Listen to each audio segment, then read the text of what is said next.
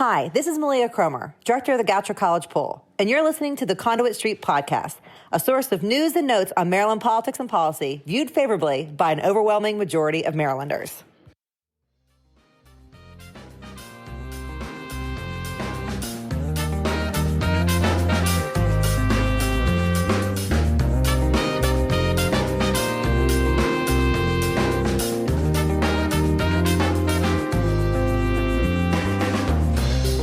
Hello and welcome to the Conduit Street Podcast. Kevin Kinnally here with Sarah Sample. Sarah, how's it going? It's going great. We are experiencing a very busy interim, and that's kind of how I like it. So yeah, all's well. Good. And we have you on this week because this weekend, the magic date, that is when people are going to be able to buy and legally possess adult use cannabis, July 1st. So we're coming up on that rapidly, Sarah. It also coincides with the 4th of July. So should be, I'd assume, pretty busy for the establishments that can sell adult use cannabis. We have some new guidance for local governments. We've been getting a lot of questions. So we're going to get into all that today. And we'll also discuss how counties are preparing for this when it comes to public health and public safety specifically. Here we are, July 1st, rapidly approaching, and this is going to become a reality. Yeah, I mean, my main thought, just from a macro perspective that has a little less to do with public safety and public health, is really just how sweeping a law like this is. I mean, it touches almost every category from public safety and public health, but also, drug awareness programs in the schools, employment and workforce changes, zoning and permit. I mean, it touches taxes, it touches everything. So it's interesting when you're watching something like this get implemented and play out, because it's across the entire, government. Huge piece of legislation, sweeping for sure. And so, Sarah, let's get into some of the questions that we've been getting. Again, we do have new guidance for local governments from the Maryland Cannabis Administration. So as I mentioned, Sarah, adult use sales go live this weekend. We are getting tons of nuts and bolts questions from county government. So let's first hit the basics and we'll sort of do a rapid fire round here. Who can buy and sell cannabis starting on July 1st? All right, so it's adults 21 and older will be able to legally possess small amounts, use and purchase cannabis products from licensed dispensaries without a medical card. Existing medical cannabis dispensaries that convert their licenses can sell to recreational users. And then you can also grow up to a certain amount. Right. And it does sound like nearly all of the existing medical dispensaries, approximately 100 locations across the state, have converted their licenses as of July 1st. So that makes some sense. They were ready for this and they stroked the check. They got their conversion. So those dispensaries will be open and available for adult use beginning on July 1. And I think the Maryland Cannabis Administration is making a full list available before Saturday, but the last list I saw, I think it was 94 of the 102 medical locations were already converted. So it is full access from those previously only medical suppliers. Right. And I will so too, it's probably a good idea to bring a cash or a debit card, as major credit card companies will not process cannabis purchases due to the federal prohibition. Some of these dispensaries will have ATMs, but it's best to be safe if you are going to partake. So Sarah, what about medical cannabis patients? Anything changed there? Rules for medical cannabis in Maryland will still apply after Saturday. So patients will still be able to register for a medical card and obtain medical cannabis from licensed dispensaries, according to Maryland Cannabis Administration. Notably, medical cannabis will remain untaxed. Right. And that is notable because we know adult use cannabis will be taxed at 9%, the same as alcohol. And that was a big discussion during session, and certainly where we sit.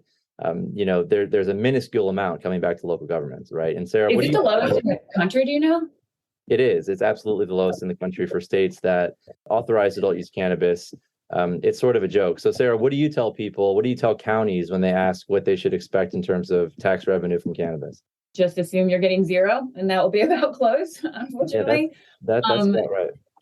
Yeah, I mean, it's way different than other states. So we're definitely the first one taking this approach. Right. So the way this will work is that 9% will go to the state, and then 1.5% of the state tax revenue will be directed to local governments in the jurisdictions in which the cannabis is sold. So a very, very minuscule amount. Other state models provide local governments with their own taxing authority, or they send back about a third of the revenue. That's a pretty common practice.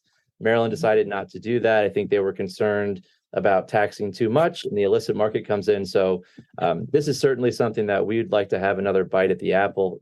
And, again, it's a minuscule amount. We know there are costs associated with doing this for local governments. Some of those are going to be substantial. So that is disappointing. But again, this is not meant to be a moneymaker. That's exactly what state lawmakers are saying. So I think that's why they decided to do this the way it is, but it's not going to cover the costs that counties have to implement. So certainly I think that's something we're going to be talking a little bit more about and trying to come back to that issue in the next session. Yeah, for sure. Let's go through this, continue with this rapid fire here. This is a big one. There seems to be a lot of confusion about this one particularly. Where are people permitted to smoke cannabis? Yeah, and I will say this confusion is common in other states that have legalized recreational use. But essentially, smoking cannabis is permitted only in private residences. So public smoking is prohibited both indoors and outdoors on public transit, in a moving vehicle, and on all federal property. Right. So and for the vehicle element, it's even someone in your passenger seat as well. Right. So you can't smoke on the streets. You can't smoke on sidewalks, bars and restaurants, public transportation, workplaces. Like you said, you can't smoke in the car. So very similar to alcohol, minus the bars and restaurants. So if you're asking or you're wondering where you can consume adult use cannabis, it's safe to say just inside your private residence, you cannot smoke it in any public place. So hopefully that assuages some of the confusion that's out there. And Sarah, we know that counties and municipalities cannot ban retail sales of cannabis within their jurisdictions. But when it comes to on-site consumption, this was a big debate during the last session. Talk about the role that counties and municipalities have when it comes to on-site consumption establishments. Right. So counties and municipalities, they may approve licenses for on-site consumption establishments, at which point people will be able to smoke indoors on the premises, so vape or otherwise consume cannabis, though the county or municipality granting the license may prohibit the type of consumption allowed on the property. So we do have a decent amount of discretion there, and I would say for good reason. Right. So that is something that counties and municipalities have control over, the on-site consumption licenses. So none of those have been granted to this point. So again, if you are planning to partake starting on July 1, only inside a private residence. Now, Sarah, you mentioned earlier about growing cannabis. People are wondering, can you grow your own cannabis at home? And if so, how much? So yes, you can, but you can't go crazy about it. So like anyone 21 and over will be allowed to grow up to 2 cannabis plants at home if they own the property or have consent from the property owners. So property owners do have some latitude when it comes to those types of activities. And what about cannabis delivery? This is another question that we're getting a lot from counties. Are you going to be able to get cannabis delivered starting on July 1? So you won't be able to right away. However, micro dispensaries, which are to start being licensed, I believe it's January 1st of next year, so 2024, they'll be allowed to deliver at that point.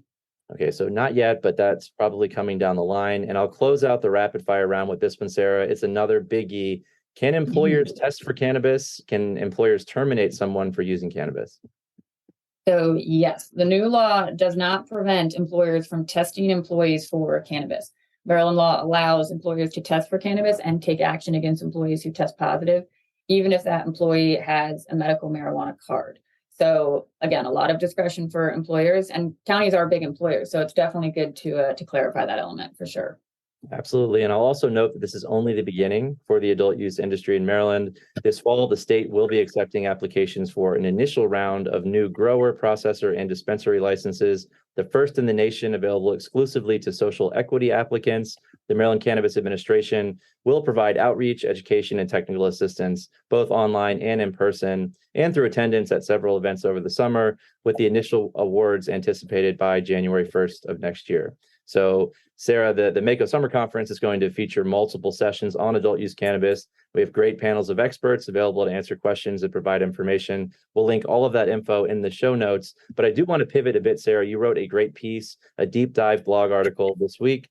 And let's talk about some of the most immediate elements of implementation, and they have to do with public safety and public health. So these are two of the areas that you cover for Mako.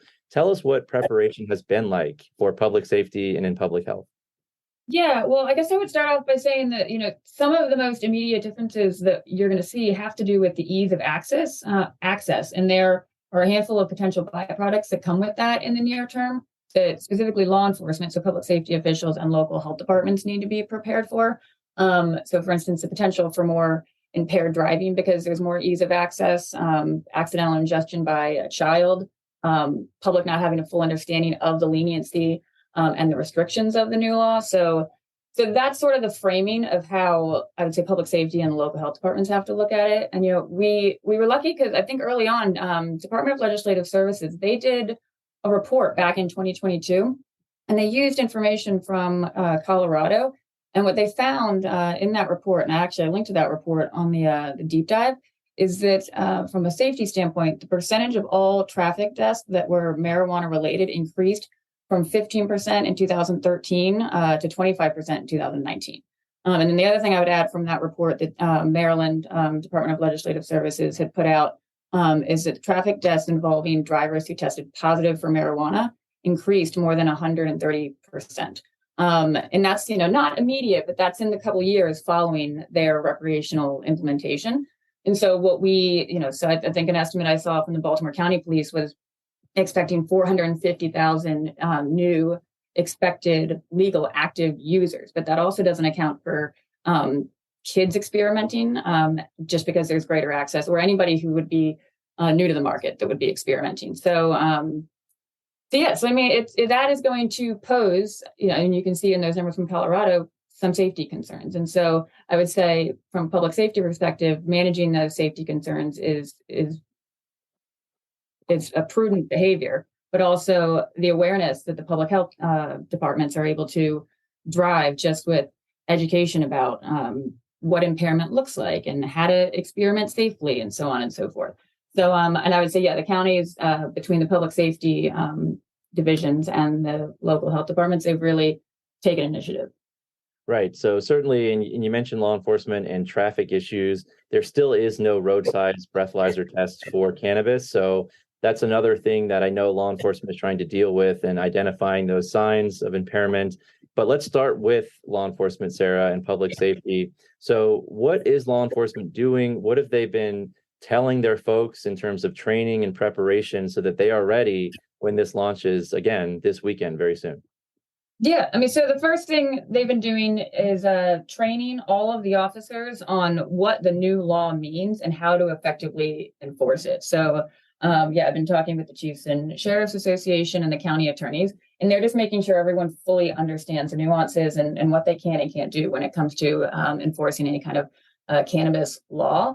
And then I would also say one of the really valuable things I believe is they're doing more specialized training for identifying cannabis impairment. So when they typically do their training, it's a little bit more rudimentary in terms of what drug impairment looks like. And so the specialized cannabis training is similar to what they did in Colorado, which shows an officer how to actually ID if somebody is impaired and some of the signs to look for. And so while that doesn't just help them find somebody who's impaired, that also helps them avoid having false positives in the field. So, I mean, I think that's a really valuable element when it comes to making sure that you're not detaining somebody who isn't impaired, because, that was a really important thing in the training that they were doing in Baltimore County specifically, is that they had medical cannabis users were smoking to potentially get intoxicated. But what the officers were seeing is that everyone who smoked wasn't getting intoxicated to the same degree, or really intoxicated at all to the degree that it would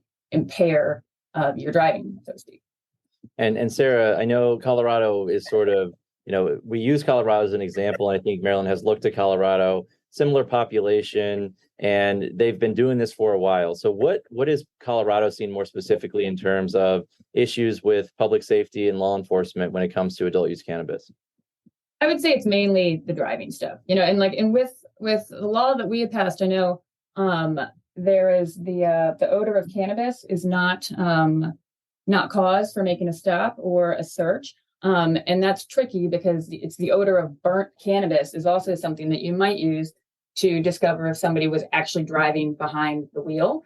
So when it comes to enforcing that definitely puts a barrier in place for law enforcement. And I know that was a really a hot topic for debate. But I think, when you talk about the law generally, like without putting it in the context of society and history, it's hard to really, I think, figure out why they were trying to weave those nuances in. But I mean, I think if you look at the history of drug enforcement and policing throughout the country, not just Maryland, but all over the country, that when you place it in history, creating some of those barriers, I can see that being valuable, but I think there's also sort of a fine line to walk in terms of how many barriers you want to place on enforcement when you're taking down so many barriers in terms of access, especially too with the tax, having a significantly lower tax on something like this. So I would say, I think from a law enforcement perspective, that is a little bit of a barrier, the odor element, but I think that I can see why people would have been wanting to go in that direction. And we'll see how that turns out. But yeah, I can see it from both perspectives, I think. But then at the same time, you've got, the governor didn't sign that particular law. So that might signal that there was some concern with it. But yeah, I think that's a nuance that we're seeing that I think is slightly different than what we're seeing in other states, including Colorado. Right. So the odor alone, not enough for a police officer to conduct a search or initiate a stop. Yep. And I mean, I guess that does make sense because if you're going to buy cannabis legally and you're transporting it back to your private residence, that odor could linger. When it comes to burnt cannabis, I mean, that's a separate issue. But again, that is what it is. The General Assembly passed that law. So a lot of training, I'm sure, has to go into this to make sure, as you said, you want to also make sure you don't have a bunch of false positives. So I think it goes both ways here. Police officers trying to do the right thing. Everybody's trying to get on board with this as soon as possible. This was a quick turnaround, obviously, from the legislative session to get this rolling. So Sarah, when it comes to public safety, anything that the state is working on specifically, I know that the state's a big player in this too. Local governments are talking with the state consistently about, its plans and what it plans to do. So what is the state doing in terms of any statewide initiatives on adult use cannabis and keeping people safe? Yeah. So I know that we have the Maryland Department of Transportation has a pretty substantial media campaign that I believe is starting this week. That's just really awareness that this is coming, safety practices, do's and don'ts, general stuff like that. So Department of Transportation is involved. I know the Maryland Cannabis Administration, they've been sharing a lot of different documents with us that we'll be sharing with obviously the local governments, but also other stakeholders that will help us be able to get that information out. And then also Department of Public Safety and Correctional Services is meant to, I believe, have some guidance coming out. It's not out yet, but my understanding is that is forthcoming. And I think it's going to be guidance similar to what we're already seeing in some of the things that we're already discussing. Right. So good to see some statewide initiatives too. The Maryland Cannabis Administration is certainly doing a lot of work here. Again, everybody's trying to catch up with this moving target as we approach July 1st. So I think we'll continue to see guidance, like you said, Sarah. We'll continue to see, public health campaigns and people understanding the risks and what you should and shouldn't do. So that's good to hear as well. We're going to work in partnership with the state on those efforts. And Sarah, from the public health perspective, any specific steps you can talk about there? I mean, we've already gotten into generally some of the concerns with this, but what are some of the big things that our local health departments are thinking about when it comes to educating the public and keeping people safe? Yeah, I mean, it's mainly education and awareness. When it comes to the drug facts about cannabis, this law coming into effect doesn't really change much of that. It's really just making sure that with the greater ease of access, and people who might be coming into the market or might be experimenting, that they understand really how to do it safely. So I would say from what I'm hearing in my communication with the health officers affiliate and the local health departments is it's a lot of education and a lot of awareness. And in some situations, it's collaborations across departments in the various counties. So you'll have the local health departments bolstering education with do's and don't sheets. So a lot of it is some basic stuff, like if you're experimenting, start low and go slow is one of the things that I've seen. There's also, safe storage, making sure that you're keeping it locked up and out of reach of children. One thing that they pointed out specifically was making sure that you keep things like the gummies, like the bright colored gummies in their original packaging so that they have the warning labels on them and it's easy to identify. That way you don't have accidental ingestion by a kid who sees a bright colored gummy and thinks it's candy. So basic things like that. And then some of those local health departments, like I had mentioned, they're doing some collaborations with the school-based programs. So for drug prevention training, and then Maryland Department of Health, my understanding is that there's going to be some guidance coming out from them as well, but we don't have it. But we're certainly going to be sharing it around when we do. Yeah, big concern with the edibles and, a lot of these edibles, the gummies, they could look like candy. So certainly there'll be a big emphasis to make sure that those remain locked up and out of the reach of kids. Certainly, we know about the dangers with driving and using cannabis. But then, Sarah, also, I've seen some guidance too on, we know that a lot of people are probably going to try cannabis for the first time. Maybe they take too much and they don't know what to do. So I've seen guidance too on, how to calm down, drink a bunch of water. And that's got to be a concern too for local health departments and across the state of just people ingesting way too much, particularly when it comes to edibles, because we know that edibles, the effect is not immediate. So people might take it. I mean, it's 2 hours, right? Right. I mean, so yeah, you could sit there and take a gummy and you think nothing's happening, and then you take another and another, and all of a sudden you're in trouble. So I think there's got to be a big campaign on that as well. Yeah, definitely. That's all part of, a lot of the stuff that I've been seeing, the visuals and the infographics and things like that. All right. So, Sarah, we've gone through a bunch of information here. Hopefully that's been helpful for our listeners. Again, I do want to mention you wrote that great piece. Anything that we didn't get to that you wrote about that you wanted to talk about here to make sure our listeners are aware of, we will link your article and, again, all the other stuff we talked about on the show notes. But any closing thoughts from you when it comes to this rollout going live again on July 1st, a few days away? No, I think, from a county government perspective, all the communications I've been having over the last, month, because people have been preparing for this coming for a while. The communications I've had have been really positive, that people feel like, they're getting the information out locally. I think they feel like a little bit more guidance or assistance could have come earlier from the state, but ultimately we are seeing a lot of that stuff rolling out now. And that's positive, especially from a public safety perspective. Greater ease of access is going to present some unfortunate byproducts, and we just need to be ready to deal with those. And also leaning on the research from other states and making sure that we are educated on what are some of the likely scenarios that can come up. I've seen everyone doing that, and so I think that's a prudent approach. Yeah, and of course, we will have a bunch more about adult use cannabis at the Mako Summer Conference. Also, be on the lookout for a one-day symposium in the fall that Mako will put on the full rollout and what to expect.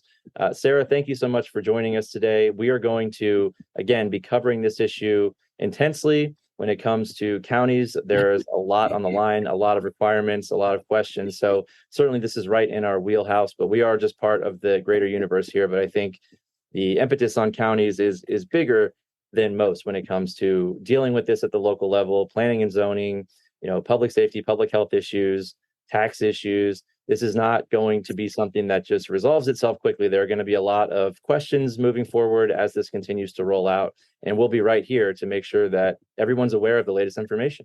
But Sarah, thank you so much for joining us today. I really, really appreciate it. It's very timely, of course, and we appreciate it very much. Well, thank you. All right, we'll go ahead and leave it there. As always, if you enjoy the podcast, please go ahead and subscribe. That way, all of these episodes will be sent directly to the device of your choice. You can also follow along on social media, Facebook, Twitter, and then, of course, you should be reading the Conduit Street blog. We'll post all the links on the show notes. But for Sarah Sample, this is Kevin Kinnally signing off, and we will talk to you soon.